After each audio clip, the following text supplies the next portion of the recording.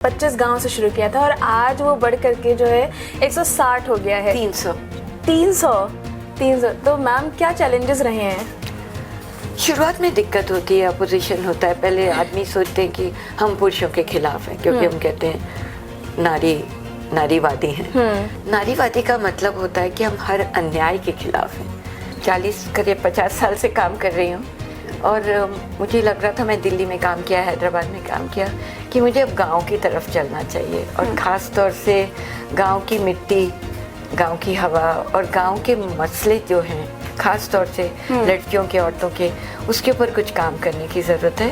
तो फिर मैंने देखना शुरू किया कि कहाँ, मुझे लगता है मैं थोड़ी सी जिद्दी पैदा हुई हूँ और वो मुझे सच में इंस्पिरेशन देता रहा और कैसे आगे बढ़ना है, कैसे विरोध करना है और डट के करना है, ये सब अपने आप होने लगा। तो मैं तो सोची मैं नारीवादी पैदा हुई हूँ और मेरे साथ व्यक्तिगत स्तर पे ऐसा नहीं है जिसको कि मैं कहूँ कि इतना बड़ा कोई हादसा हुआ। पर जब मैंने परिवारों में देखा कि औरतों की चुप्पी, सहन करो, कॉम्प्रोमाइज़ करो, एडजस्ट करो, ये सब लगा कि एक तरफा क्यों, एडजस्ट तो दो को करना है। नमस्कार, आप देख रहे हैं द न्यूज़ रडार और मैं हूं नताशा सिंह। हमारे साथ मौजूद हैं आभा भैया, जो कि एक रिनाउंड सोशल वर्कर हैं और एक एनजीओ रन करती हैं जिसका नाम है जागोरी रूरल चैरिटेबल ट्रस्ट। इनका एक एनुअल सेलिब्रेशन भी होने जा रहा है जिसका नाम है स्वरा माउंटेन्स आर्ट्स फेस्टिवल। आइए इनसे इनके ऑर्गेनाइजेशन और इस फेस्टिवल के बारे में कुछ बातचीत करते हैं। तो मैम, आप अपने ऑर्गेनाइजेशन के बारे में थोड़ा ब्रीफ बता दीजिए। मैं 40 करीब 50 साल से काम कर रही हूँ और मुझे लग रहा था, मैं दिल्ली में काम किया, हैदराबाद में काम किया, कि मुझे अब गांव की तरफ चलना चाहिए और ख़ास तौर से गांव की मिट्टी, गांव की हवा और गांव के मसले जो हैं, ख़ास तौर से लड़कियों के, औरतों के, उसके ऊपर कुछ काम करने की ज़रूरत है। तो फिर मैंने देखना शुरू किया कि कहाँ, और एक सपना था कि एक प्रकृति के करीब एक ऐसी जगह बनाए जहाँ औरतें और लड़कियाँ सुरक्षित रह सकें। So the safety of women was very important for us. So I created an organization called Jagori Rural, but before that, 40 years back, we started Jagori Delhi, and I was one of the founders of it and also the ED. But 17-18 साल बदले लगा कि नहीं, गांव में चलते हैं, प्रकृति के करीब चलते हैं और एक प्रकृति के साथ जीने का बहुत मन था। तो हिमाचल में मैंने इंडिकेटर्स देखे और पता लगा कि करीब 70% लड़कियां बिलो हीमोग्लोबिन लेवल हैं। इसका मतलब उनमें खून मतलब कमी है और ये भी समझ में आया कि बहुत हिंसा है पर बहुत चुप्पी है और उसको देखने की ज़रूरत है। और तीसरी जो चीज़ जिसको मुझे बहुत महत्वपूर्ण लगता है, और मैं बाद में जब स्वरा की बात करूँगी, कि जो ज़मीन के साथ हिंसा है, धरती के साथ, एक औरत के साथ है और एक ज़मीन के साथ है, और वो दोनों जो जहर हैं, केमिकल वहाँ और हिंसा घरों में, ये दोनों का एक गहरा रिश्ता है और दोनों जगह औरतें हैं, क्योंकि धरती के साथ औरत का बहुत गहरा रिश्ता है और घर में औरत का। तो हमें लगा कि ये दोनों को साथ लेके और इनके जहर को कैसे हम कम कर सकते हैं, हिंसा को कैसे कम कर सकते हैं, और हम कभी भी धरती को और औरत को कभी अपना ग्रेटिट्यूड नहीं दिखाते कि वो जो अगर हमें दे रही हैं वो बहुत मतलब बेकीमती है, बेशकीमती है। और अगर हम उनको एक ये नहीं कहते कि आपके बगैर जीवन नहीं है, धरती अगर पैदा नहीं करेगी तो नहीं है, औरत नहीं करे, माँ नहीं करेगी, या घर में औरत नहीं करेगी, बाहर नहीं तो भी जीवन। तो ये दोनों जीवन के साथ हम न्याय कैसे कर सकते हैं, इनकी ज़िंदगी में थोड़ा सा तकलीफ कम करने का काम, उनके आवाज़ को बुलंद करने का काम और उनके अंदर एक हिम्मत पैदा करने का काम कि आप बराबरी के हकदार हो, आप नागरिक हो, और सिर्फ आप राजनीतिक नागरिक नहीं हो, वोट देने की बात नहीं है, आप एक सामाजिक आर्थिक नागरिक हो, क्योंकि आप घर चला रही हो, चाहे आपको उसका पैसा ना मिलता, और आप सामाजिक नागरिक हो क्योंकि आपकी पहचान है एक सामाजिक जो बनने दी जाती। तो वो सब सोच के शुरू किया। आज हमारा काम 300 गांव तक है। जैविक खेती, ऑर्गेनिक पेस्टिसाइड, ऑर्गेनिक फर्टिलाइज़र, ये सब की हम ट्रेनिंग करते हैं और किसानों को इस तरफ लाते हैं कि आप छोड़िए ये केमिकल और आप जैविक खेती करिए आपके शरीर के लिए और धरती के शरीर के लिए बहुत महत्वपूर्ण है। और हमारा मेजर काम जवान बच्चियों के साथ, एडोलेसेंट गर्ल्स के साथ है, और महिलाओं के साथ है, और किसानों के साथ है, किसान बहनों भाइयों के साथ। तो करीब 3000 लड़कियों के साथ हम काम करते हैं, खास तौर पे जेंडर जस्टिस, जेंडर इक्वालिटी। और आप एक बहुत अच्छी तरह सोचे हुए एक नागरिक कैसे बनोगे बड़े होगे, और फिर आपकी समाज में, परिवार में, पड़ोस में क्या भूमिका होगी, आपकी आवाज़ कैसे आप सामने लाओगे, पब्लिक स्पीकिंग कैसे सीखोगे, नेगोशिएशन अपने पेरेंट्स से स्कूल में आप कैसे करोगे। तो उनकी स्किल बिल्डिंग, उनके पूरे मुद्दे होते हैं, चाहे उनकी यौनिकता को लेकर, उनको अपने आगे की ज़िंदगी के सवाल हैं, उनको ये तय करना है कि वो क्या बनना चाहती हैं। शादी को पोस्टपोन करो, पहले अपने, हमने बहुत सुना था अपने पाँव पे खड़े हो, मैं कहती हूँ नहीं, अपनी शर्तों पे खड़े हो, अपने सपनों को पूरा करने के लिए खड़े हो, क्योंकि तुम्हें कोई इजाज़त नहीं देता सपनों को जीने का। तो वो एक काम है। एक हम नारी अदालत चलाते हैं करीब 7 जगह पे, 2 डिस्ट्रिक्ट में, चंबा और कांगड़ा। और एक हमारा बहुत बड़ा काम है औरतों के स्वास्थ्य को लेकर, क्योंकि औरतें अपने स्वास्थ्य पे ध्यान नहीं देती और बात नहीं करती उसके बारे में। तो हमें लगता है कि उनको अपने शरीर की जानकारी नहीं है, मन की जानकारी नहीं है, तो उनका वेल बीइंग, सिर्फ स्वास्थ्य नहीं, एक ओवरऑल ये महसूस होना कि मैं स्वस्थ हूँ, मैं प्रसन्न हूँ। तो वो प्रसन्नता कैसे लोगों की लाइफ में लाएं, और उसकी प्रक्रियाएं क्या होंगी।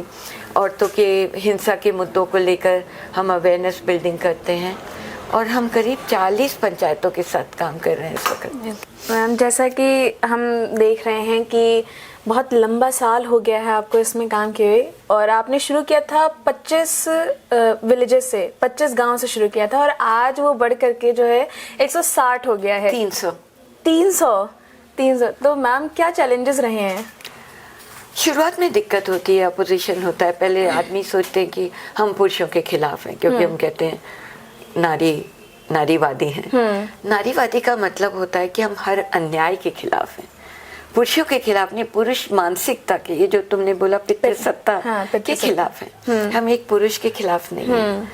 तो अगर पुरुष सत्ता के को हमें रोकना है तो फिर पुरुषों का साथ चाहिए, उनको साथ लेके चलना होगा। उनको समझना होगा कि वो जब अपने आप को ऊंचा समझते हैं तो वो सुख से नहीं जी सकते, दोस्त नहीं बन सकते, बराबरी का व्यवहार नहीं कर सकते, और बराबरी जैसा व्यवहार और कुछ नहीं होता। कल मैं किसी कपल से मिली, यहाँ की है वो, पर उनके पति फ्रांस के हैं, और वो 47 साल से साथ हैं, और इतना सुंदर रिश्ता है उन दोनों का। मैं बहुत जानती हूँ उनको। कल मैंने मिलके सोचा, एक बार आप मन बना लो और ये सोचो कि हम मिलके रहेंगे, हम और साथ सुनेंगे एक दूसरे की, है ना, और समझेंगे। उस सुनने की जो काबिलियत है वो खड़ा करना बहुत ज़रूरी है, कि सुनना ज़रूरी है, और फिर उसको अंदर ले जाना कि अरे इतनी सी बात है तो वो तो मैं कर सकता हूँ या कर सकती हूँ। तो आप लोग महिलाओं के लिए काम करती हैं, तो आप उन्हें क्या संदेश देना चाहती हैं? प्लीज़ शेयर करिए हमारे साथ। देखिए, एक दिन से काम नहीं चलेगा। मैं तो ये कहना चाहती हूँ कि 8 मार्च महिला दिवस है, पर आपका हर दिन महिला दिवस होना चाहिए, हर दिन आपका संघर्ष चलना चाहिए, क्योंकि एक दिन में कुछ नहीं बदलता। तो मैं तो ये संदेश देना चाहती हूँ कि अपने जीवन को लगातार संवारते जाओ, और अपने को मजबूत कर, और एक दूसरे को साथ दे के, एक दूसरे को उठा के, जो तकलीफ में है उसके पास पहुँच के, और उसके दुख की नसों पे हाथ रख लो, है ना, उसके दिल से। एक मैं कई बार सोचती हूँ, जब हम हक करते हैं कुछ फर्क आता है ना, कुछ वाइब्रेशन जाती है ना, तो वो करो कि हम एक दूसरे से मिलजुल के कैसे जी सकते हैं, और एक दूसरे से बांट कैसे सकते हैं, दुख भी सुख भी। अब इतनी चुप्पी है चाइल्ड सेक्सुअल अब्यूज पे, है ना, उस चुप्पी को तोड़ो, क्योंकि आप कितना लंबा जीवन जीते हो कि आप कभी बोल ही नहीं पाते। हमारे एक साथी थे, उनके साथ बहुत बचपन में इस तरह का यौनिक अत्याचार हुआ था, बचपन में कभी बोला नहीं। जब हमारे साथ जुड़े, काम करने लगे, तब उन्होंने जाके बोला, और इतना रोए वो कि मैं पहली बार ये कह पा रहा हूँ, और मन कितना हल्का हो जाता है। तो मैं तो कहती हूँ, बोलो, चुप मत तोड़ो, चुप्पी तोड़ो, बोलो, और ऐसे बोलो कि किसी का मन ना दुखे। हाँ? पर बोलना जरूरी है, कहना जरूरी है। गाली मत दो। हम लड़कों को बोलते हैं माँ बहन की गाली दे के कर क्या रहे हो, अपने खिलाफ बोल रहे हो, तो वो मत करो। तो मेरा तो ये है कि जिंदा दिल रहो, अपने पे हिम्मत जागर करो और डरो मत, और मिलजुल के रहना सीख लो। और जो भी बनना चाहती हो, अभी एक वायर सर्वाइवर की बेटी मुझे पता लगा एयर होस्टेस बनी है। मैं इतनी खुश हुई। 3 बेटियां हैं और उसने उनको अकेले बड़ा कर लिया। पति के साथ बहुत मार खाई है, बच्चों ने भी, पर आज वो इतनी मजबूत है। और मेरे को कहती है मैं जागोरी नहीं होती तो मैं मर चुकी होती, पर शरीर से नहीं, मन से मर चुकी होती। पर आप लोगों ने मुझे बोला जीना तेरा हक है, तो मैं यही संदेश दूंगी, जीना और खूब खुश होके जीना और दूसरों को खुश करने के जीना जरूर। मैंने पढ़ा है कि इस साल जो है 600 से ज़्यादा केसेस जो है सॉल्व हुए हैं, तो एक ट्रांसफॉर्मेशन तो हो रहा है, एक चेंज तो आपका एनजीओ ला रहा है। तो मेरा अगला सवाल ये है कि ये विज़न था या कोई पर्सनल एक्सपीरियंस ने जो है आपको मतलब इस एनजीओ को रन करने की तरफ लेकर के आया?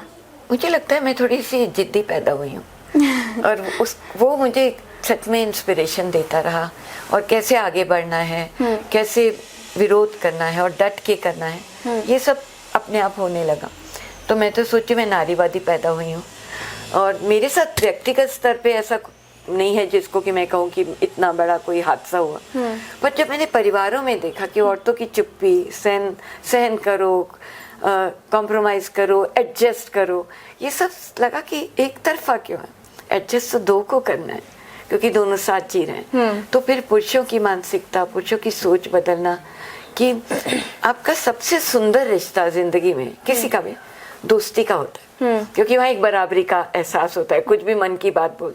तो आप पति पत्नी हो, वो एक फिल्म में था ना कि परमेश्वर बनने की कोशिश मत करो, तो दोस्त बन जाओ। हम ना न्यूली मैरिड कपल्स के साथ काम करते हैं, करीब 80 लोग हैं जो आते हैं शादी होके, जब शादी का मौसम होता है हम उनको तुरंत पकड़ते हैं कि पति पत्नी मत बनो, पहले दोस्त बन जाओ। पूछो तो एक दूसरे से कि कौन से तुम्हारे सपने छूट गए, क्या करने का मन था, है ना। यहाँ की औरत को क्या लग रहा है, क्या छूटा है उसका, है ना।